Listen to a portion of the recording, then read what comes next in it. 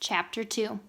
As soon as the town had announced the meeting to decide what would be done with the Rockford land, Griffin had spoken those 5 fateful words.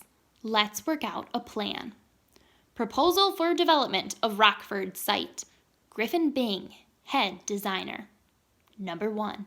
This plan, approved by the kids of Cedarville, shows how the land of Old Rockford House can be turned into a skate and roller rink, laid out according to diagram A below.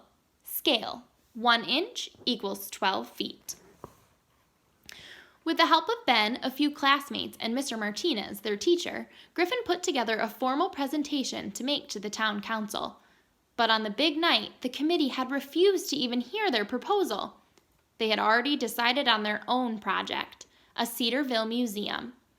It still rankled Griffin. Not losing, sure, that had been disappointing, but to be ignored completely, brushed off like a mosquito just because you were young, was unbearable. That's why he was here now, in this ancient dying house. That was why everybody should have been here. Every kid who was sick of counting for nothing in this town. It wasn't going to get a skate park built, but at least it would win them some pride. Anyway, spooky, uncomfortable, and as boring as it was for Griffin, it had to be better than lying in bed at home listening to Mom and Dad arguing about money. He regarded Ben's slumbering form with envy. Try as he might, Griffin was too keyed up to sleep.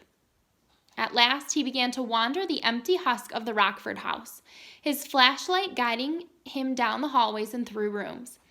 At least the thunder had passed away, the storm settling into steady rain. So much for a dark and stormy night. And then the creature landed in Griffin's hair. Full-on terror rocked him. The flashlight dropped from his hand and the room was plunged into sudden darkness. He slapped desperately at his head as the attacker beat its scalloped wings, burrowing into Griffin's thick curls, squeaking and screeching. In his frenzy, Griffin tripped over his own flashlight and went down, wrapping himself in cobwebs as he rolled wildly around on the floor. He touched short fur, rubbery skin, and sharp, clinging claws, but his slippery assailant resisted his grasping fingers. It was over as unexpectedly as it had begun. The creature managed to disentangle itself and flew off, leaving Griffin writhing there. He retrieved his light just in time to see the large black bat fluttering up the open stairwell. "You're okay," he told himself, heart thumping. "Maximum gross, minimum danger." He frowned. There, illuminated in the cone-shaped beam, was a piece of furniture. Most of the house had been emptied prior to demolition day, yet here was some kind of old-fashioned desk. He scrambled to his feet and went over to investigate. It wasn't exactly Antiques Roadshow quality. It was beaten up and cracked, and the roll top was stuck at an odd angle. By the glow of the flashlight, Griffin played with the many drawers and compartments. There was nothing of interest, just dust and the occasional dead spider. One tiny drawer wouldn't budge. Griffin pulled the knob, and it came off in his hand.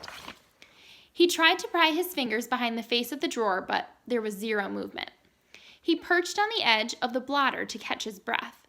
The seat of his jeans pressed against a small button. Snap! The locked drawer popped open. A release switch. This must be some kind of hiding place. Eagerly, he shone the light inside the narrow compartment. Empty. No, wait. At the very back of the drawer, a flash of color caught his eye. He reached in and drew out an old, faded card. There was a picture of a loaf of bread in the center, surrounded by the message, "Top Dog Bakery Products, the sandwich of champions." He turned it over and examined the other side. There was a colored drawing of a baseball player shouldering a bat. The image wasn't detailed, but the face looked familiar. Griffin read the name at the top. George Herman, Babe Ruth. A baseball card, and it had to be old too, since Babe Ruth had played a very long time ago. Griffin was no expert, but everyone knew that some old baseball cards were worth a lot of money. Money. Just the thought of it brought a dull ache to his stomach. The Bing family was really struggling to make ends meet these days. It had gotten so bad that Mom and Dad were even talking about selling the house and moving to a more affordable neighborhood. No way, Griffin said aloud, teeth clenched. It had taken him 11 years to break in this town and these friends. He wasn't about to give up without a fight. And if this card turned out to be valuable, get it out of your head, he admonished himself. What were the odds that someone would leave a priceless collectible to be destroyed inside a condemned building?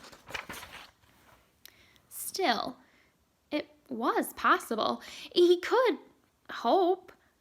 He made a face. Griffin was not a hoping kind of guy. His philosophy, if you want something, you make it happen. You don't just sit around wishing for it to come true. Yet the tantalizing image would not let go of him. His family's financial problems over, no more dark circles under his parents' eyes from staying up half the night trying to squeeze money out of a bank account that had none to give. Even the man with the plan could be a dreamer when there was so much on the line.